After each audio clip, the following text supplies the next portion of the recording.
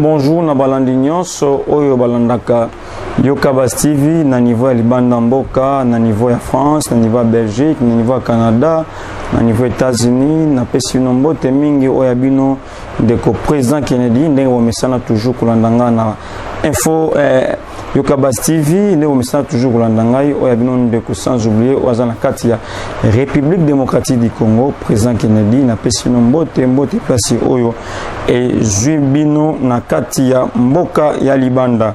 Maman na biso likambo lelo ezali bandeko esengeli bozala branché bolanda qu'est-ce qui se passe na niveau mboka na bino, qu'est-ce qui se passe précisément na kati ya enseignement ndenge ni makambo leka bolanda ngo awa ndenge nini Willy Bakonga wazalaki ministre ya enseignement Maya Sala na enseignant awa président Kennedy akoyebisa bino nyonso oyo esalema.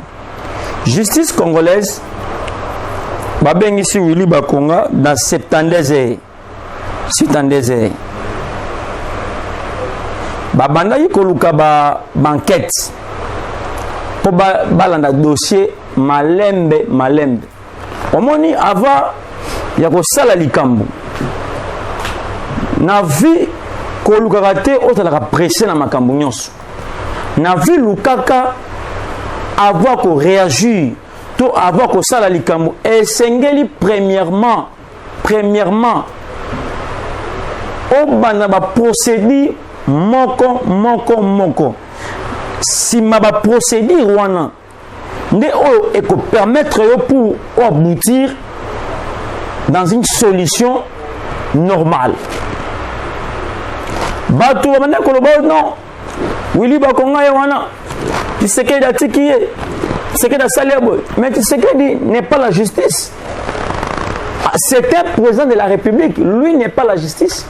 C'est un président de la République. Là que les gens oublient qu'il est le chef de l'État. Le chef de l'État n'engage pas la justice. Il y a ceux qui engagent la justice. C'est la justice qui cherchait des soubassements juridiques normaux pour Willy Bakonga et son équipe. Awa, justice a vu siko ba élément ya solo. Dès demain, baoyo bakangaki.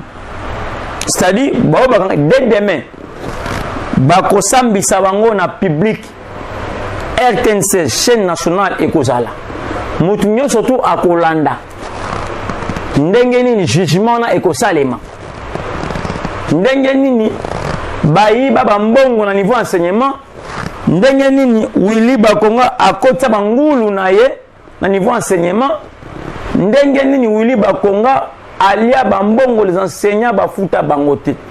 C'est une occasion aussi ya enseignants oyo bayebike nanu babanda ko futa mbongo na ete mais abana ko samsala na abana ko tanisa mais abana ko mbongo te mbongo banda ko kota na ba poche na bango ya Willy Bakonga demain matin vers 8h à 9h kende o même ma plainte na yo ba mona yo pe ozali ke parmi batu wana oyo balia bango bambongo na niveau ya enseignement. Maintenant vous voulez que mon Konzamboka Salani, il n'est pas concerné. Celui qui est concerné, c'est Willy Bakonga et son équipe. Ce n'est pas le chef qui arrête, mais c'est la justice qui arrête. Et pourquoi voulez-vous taxer les chefs que non, c'est lui qui arrête? Non, c'est la justice qui arrête. Donc dans cette tendance, Willy Bakonga a d'autres qui ont samba. Moi, quant à moi, je ne pense pas que non, Willy Bakonga a Kobika. Oh, on a yebeli. Willy Bakonga a rejoindre Vital Kamerhe na Boloko. Lelo Kamerhe wana a koki sauver âge combien? Mobulo Salemi, Lelo. Na niveau Bukavu. Na niveau S. Mobulo Salemi Lelo. Pour la Kamerhe, Lelo, Mobulo Salemi. Na lingine sa bandeko na soboy. Sengeli bandeko baba clair. D'abord, ce que Kamerhe a fait. Ce que Kamerhe a fait, j'aimerais même s'adresser à bandeko na biso. Au bazana Bukavu, au bazana na Congo. Même c'est de l'INC au bazana awa na Congo na Kinshasa, président na Kinshasa, là où moi je suis. Naba au bazana Katia Goma. D'abord, je vous salue là où vous êtes. Place, il y a la guerre chaque jour, où il y a des tueries chaque jour. Après, c'est un bote. Ah, ça n'a pas bien. Na lingine sabino boy, bande konanga ya est. Kamerhe obozo bundela. Kamerhe obozo bundela. Aliambongo ya so de mouton. Aliambongo ya so de mouton à 100 jours au chef de l'État à Lobaki. Action chef de l'État 100 jours. Kamerhe aliamo. Chef de l'État à Ken en France. Il aille à défendre Kamerhe. Kenambo Kananga Touarana. Système Otobeni COP. C'est déjà une défense que le chef d'État avait fait. Mais très qu'il est, je dis bien très qu'il est, ou très qu'il était, Kamerhe, on avait un problème, il y a confinement. Pour ma Kambouya, Covid-19. Chef de l'État a Sengaki dérogation. Il a écrit la lettre pour la routine d'ango na cour constitutionnel. Bapé ça a dérogation pour la deuxième fois. Il y a confinement. Le chef a écrit une lettre. Le chef a remis la lettre et pas Vital Kamerhe. Que dit la Constitution de la République? Chef à remettre lettre. Et pas Kamerhe. Kamerhe a qu'un coup constitutionnel pour que le président coup constitutionnel a validé. Je me rappelle bien, celui qui était le président, je crois, Luamba. Bena Luamba. À l'époque là, il a remis la lettre à Vital Kamerhe. Vital Kamerhe a eu lettre avant de lire. La Constitution dit ceci. Quand on envoie une lettre pour demander la deuxième dérogation, et Sengeli a écrit bien en VP comme bien, ce qui est dépassé, c'est une autre trahison à la Constitution de la République. Maintenant, Kamerhe a eu lettre avant de lire. Au lieu de la lettre, on a na cour constitutionnelle, a eu lettre. Bon, on a des défauts, bino bateau, bozo lobelaye. Bino bateau, bozo sengelaye. Bon, on a des défauts Kamerhe, oh ya sali. Parce que, Azaf on a vrai Kamerhe. Bon, on a très bien. Ce n'est pas quelqu'un même qui a soutenir. Azaf mouton même, oh yo, tu repères ça, confiance. Bon, on a ah. A eu lettre avant les lettres. Abeni Kabila na Kingakati. Abeni Zani Mabunda. Abeni Tambwe Mwamba. Alobi, ce type, on a bien le chef de l'État, ce type m'a donné une lettre pour la deuxième dérogation. Il y a confinement. Mais moi j'ai pris la lettre. J'ai mis la lettre à côté pour ne pas aller déposer ça chez le président des cours constitutionnels. Maintenant, vous, les deux présidents de la chambre haute et de la chambre basse, vous se préparer, Toko Isaïe. Toko Isaïe, quand maman se préparer au comment, au Dijamboka pendant 6 mois pour au même moment dans l'élection, pour que Kabila a son pouvoir.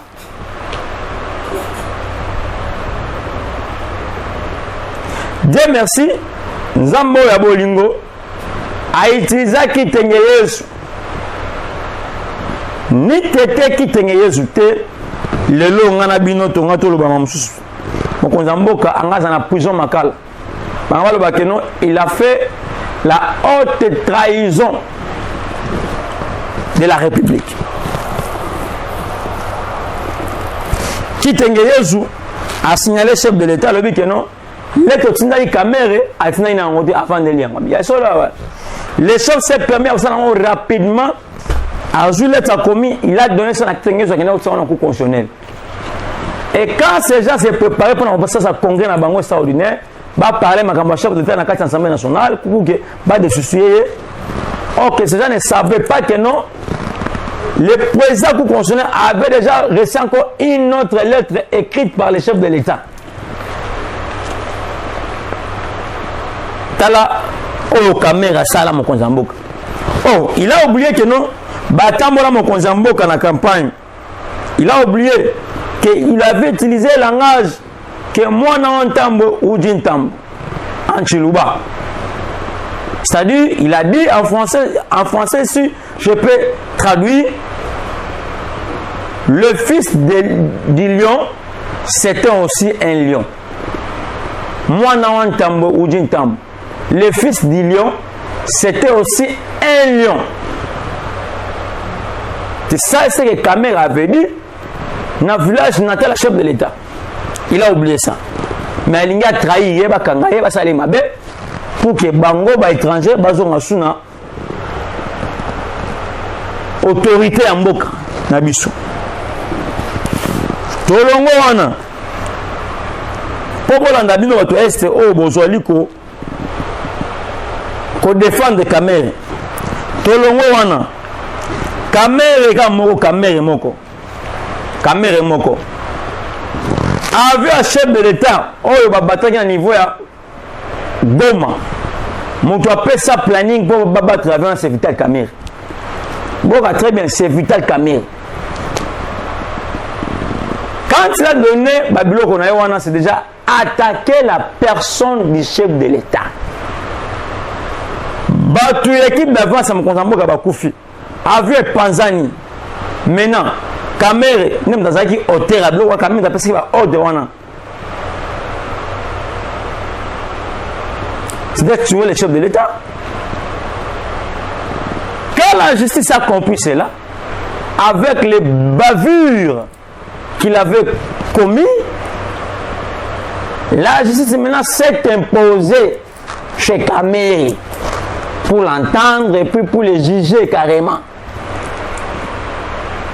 Mais moi je m'étonne, je me demande, Kamere a peur de quoi?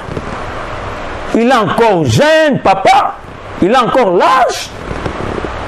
Son vieux est là, dedans là-bas, à la prison Maka là-bas, Jamal, qui aujourd'hui qui a 84 ans, il ne pleure pas, ce n'est que Kamere qui pleure chaque jour.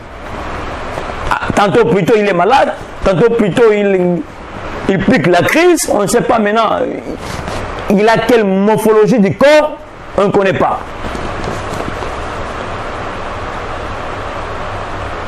C'est ainsi, j'en profite pour dire à mes amis congolais de l'Est, il ne faut pas défendre un assassin, il ne faut pas défendre un criminel, il ne faut pas défendre un sorcier, s'il vous plaît.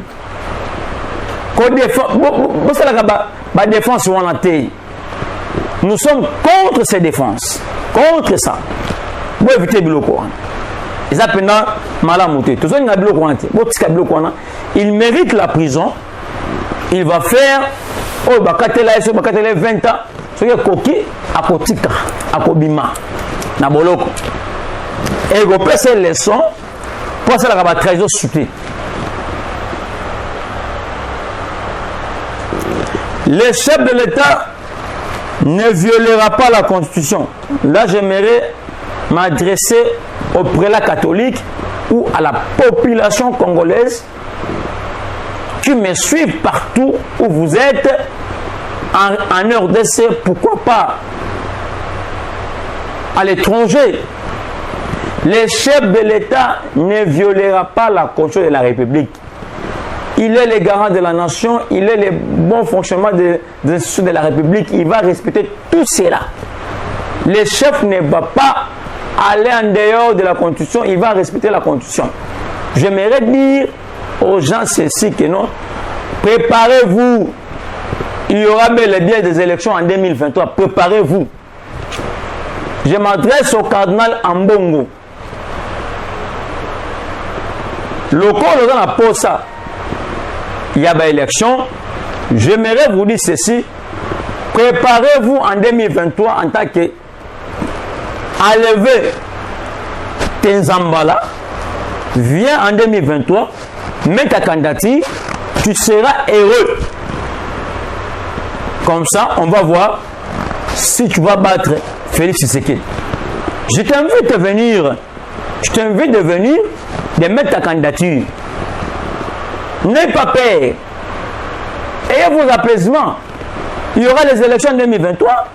Préparez-vous. Au lieu de discuter inutile, vous avez peur de quoi? Préparez-vous. Préparez-vous au lieu de discuter inutile.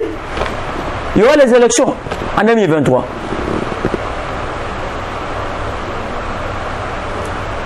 Le lot en France, Fara, chef de l'État à Rosalana, conférence vidéo entre Macron et tous les ambassadeurs français. Les lots. Et tous les ambassadeurs français. Pourquoi? Bande Kobo, on a très bien. Pourquoi? On a très bien.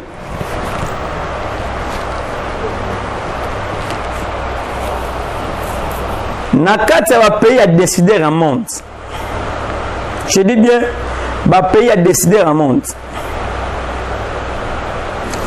Quand Kabila est venu ici au pouvoir, Kabila n'était pas soutenu par les Américains. Mais au contraire, Kabila était soutenu, le Kabila ici, le petit, le fils là. Il était soutenu par l'Allemagne et par la Belgique. Ces pays des droits de veto là. Maintenant, quand Kabila a abîmé sa confiance devant ses alliés de taille,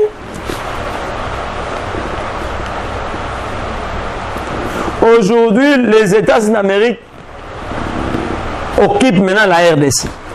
Quelques pays, comme ça, RDC. Premièrement, la Belgique. Deuxièmement, la France. Néomoni, le chef a été obligé, il y a qu'à mettre Moutounio surtout en garde. Prévenez, le chef en a parlé avec non, avant qu'un ambassadeur ou un corps diplomate a pouvoir déplacer à Kenya Est en Mboka, dans la province de Bisso.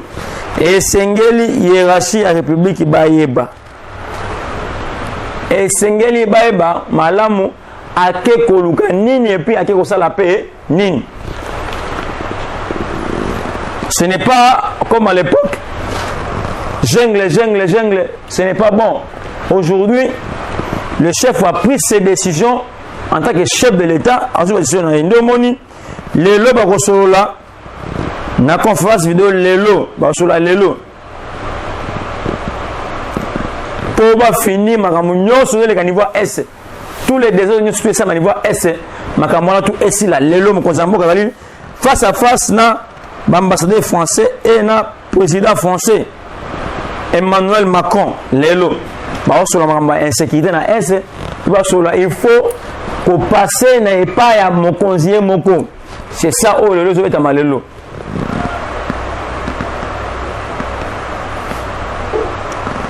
PPRD et commune keba makasi bokabwane koti. Et ça a quelques mètres à peu près, plus de centaines, contre Chadal. Ces maîtres-là réclament le départ de Chadal. Ils ont réclamé le départ de Chadal à Ken. Alors on peut perdre. On peut perdre à Kabila, selon ces jeunes-là. Mais à ma grande surprise, je dis bien à ma grande surprise, hier j'ai vu Chadari à sali bureau provisoire na peur de lobby. À sali bureau provisoire. Yoka premier bureau provisoire. Maître Tramon. Mtwali Bosso, Maître Tramon. Na bureau provisoire Emmanuel Ramazan Chadal. Maître Tramon. Deuxième Moutou. Maître Volvo. Bon, on a bien. Maître Volvo. Deuxième personne. Première personne, Maître Tramon. Deuxième personne, Maître Volvo.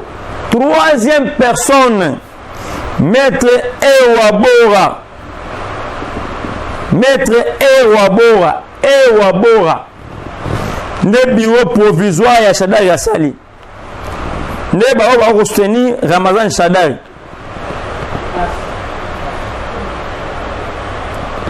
Tolobaka na bino ke bokoti kala bino moko Kabila okima bino akotika la paye mo bino bokoti la paye bino moko makambo ebandi état de droit automana koluka yango ebandi.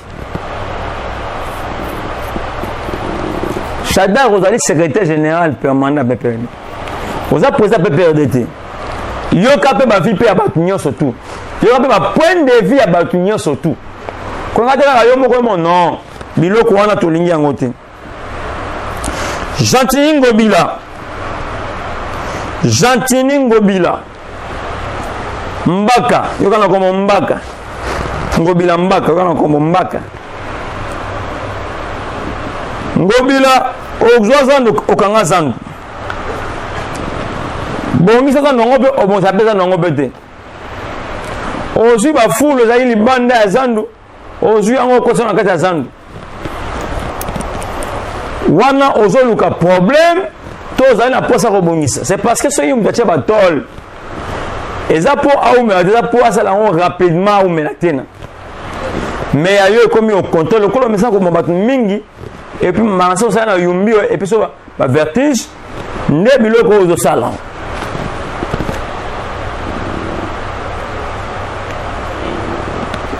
Ba conseiller à présidence de la République bazaki na zandu simalobi baki osala constat ya makambo osali na kati ya zandu vraiment c'est inacceptable. Mutako ndima makambo na zati osali na kati ya zandu azati leloyo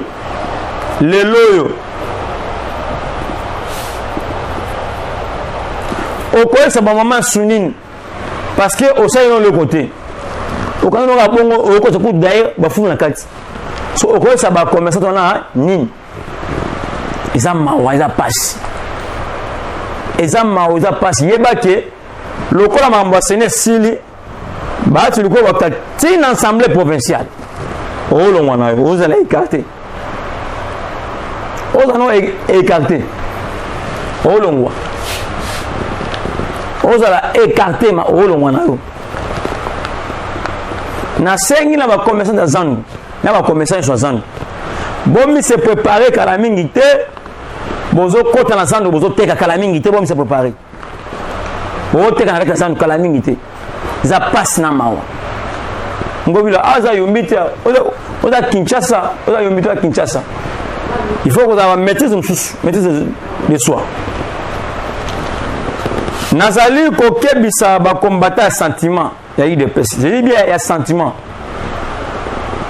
Ba président ba parlement debout ya sentiment na kebisa bango. Boza ba liboso ba champion ko finga François Beya bino kaka bino. Parmi bino nanyo anoma François Beya parmi bino. Moi, président Kennedy, je ne suis pas son porte-parole. Mais je fais ce qui est normal. Et puis, j'analyse ce qui est vrai. S'il y a le mal, je vais dénoncer. S'il y a le bien, je vais aussi le dire. Mais quand il y a le mal, mais pourquoi vous ne voulez pas dénoncer cela? Quand il y a des gens qui sautent derrière vous, parce qu'on a boutou. Bino nde bango yilo bangamba na bango, pobo ya ko fingi na bango batu. Botikelo ko sala. Vous risquez d'être toujours parlementaire debout. Au lieu d'être parlementaire, si vous risquez d'être toujours parlementaire debout. Ni Kabou, ni Kabou, personne en nommant François Béaté. François Béaté est nommé par l'ordonnance présidentielle, si vous voulez, présidentielle.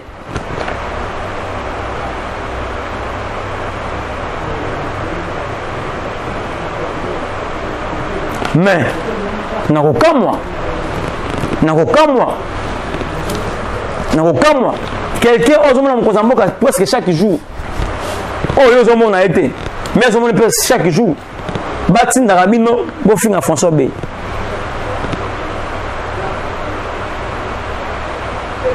Ah, ils passent. Était une longue Allez, il y a Covid-19. Aïbi Mbongo 3 millions, il y a Covid-19. Aïbi Mbongo, il y a Baimboka Oyo, Batindaki. Mais aïe, na 75 000 $. À corrompre Bino après Sibino. 75 000 $.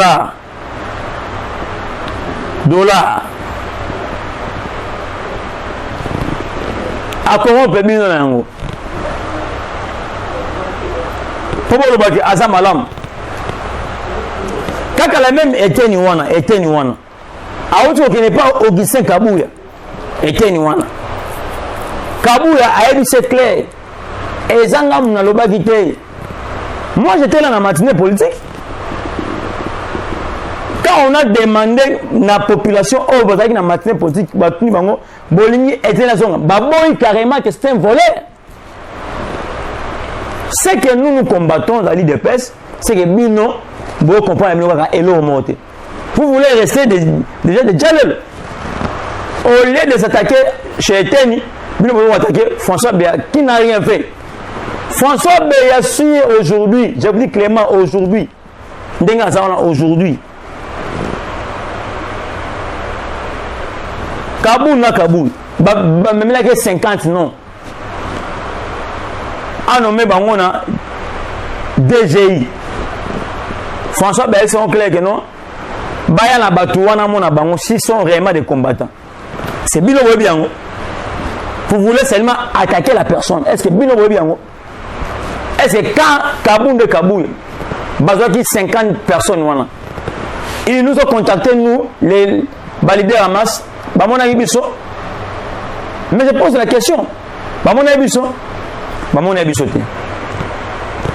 quand François Béa demande, les combattants, Basiliki, Bazuma Loba Oya Lobaki, Libanda Mboka, diaboliser Ango, pour que personne ne combattant, Bafinga François Béa. Mais soyons sérieux. Mais oui, je comprends. Il a mal fait, c'est tout à fait normal. Mais on ne doit pas continuer comme ça. Il faut que vous t'apposez dans le sous.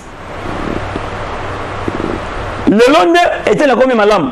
Après 75 000 $. Quelqu'un qui va poser par les mains debout. Je n'ai pas besoin de autant de comme on a bango. Va poser à Jalelu. On prend la bango. Ben va passer en kabela ba sopeka. Na ba konyosa so bendeni. Pesa en kabela nga sombela ngai. Nde o bango ba limiti siko.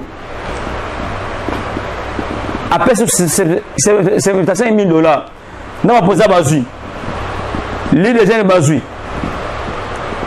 Faut du progrès bazui. Ma motocycliste c'est bazui. Biso ba autre la vérité, tout le big clair était une fois qui ne sait parce que à marcher dans mémoire ya Kondo était un Tshisekedi de Mulumba. À bafouer état de droit. Je vous dis, s'il y a des ministères, s'il y a des chefs de l'État, parce que gratuité enseignement est simbi. ils avaient pas santé mais était na bon minimum konzamboka bomma makasi mutenga a des chef de l'état ministère de la santé mais était n'a fait quoi était n'a fait quoi banda zaki na santé asali nini ce n'est que koiba kotonga mapangu kosomba mituka na mbongo à l'état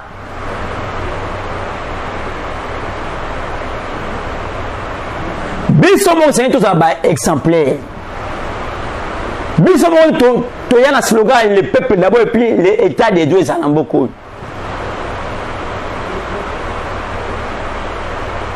non est-ce que non est-ce que je me pose la question mon konzamboko a autant la corruption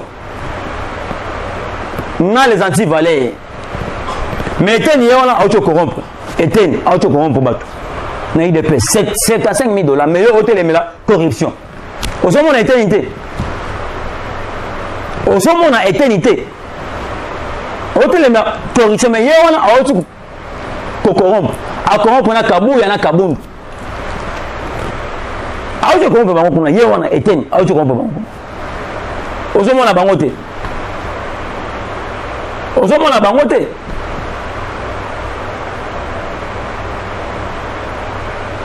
Où nous laissons de parler de l'état des droits, où nous laissons de parler de la corruption. Eten a volé l'argent, Eten a pris l'argent. Les mêmes Eten, il y a un vaccin, pour que aille un bon vaccin.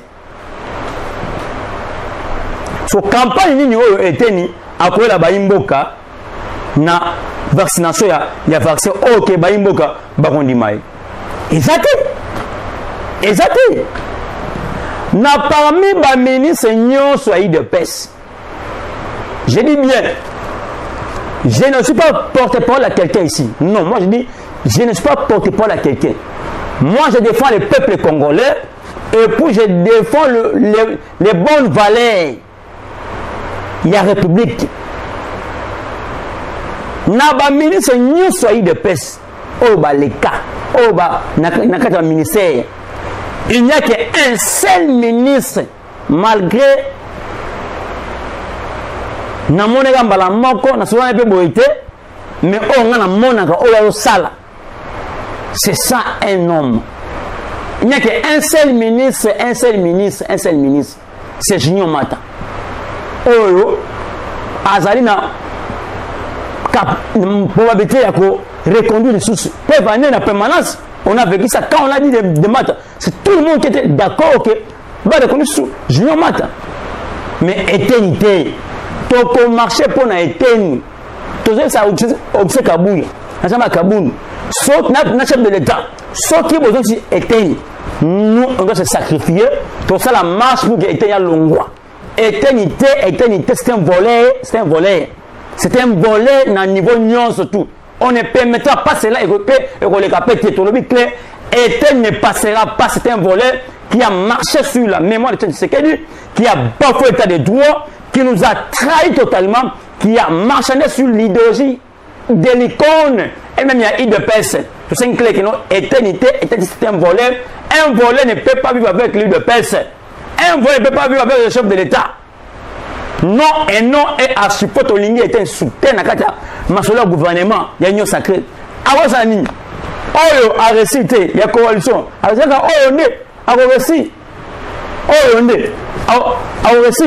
tout le monde clairement éternité merci beaucoup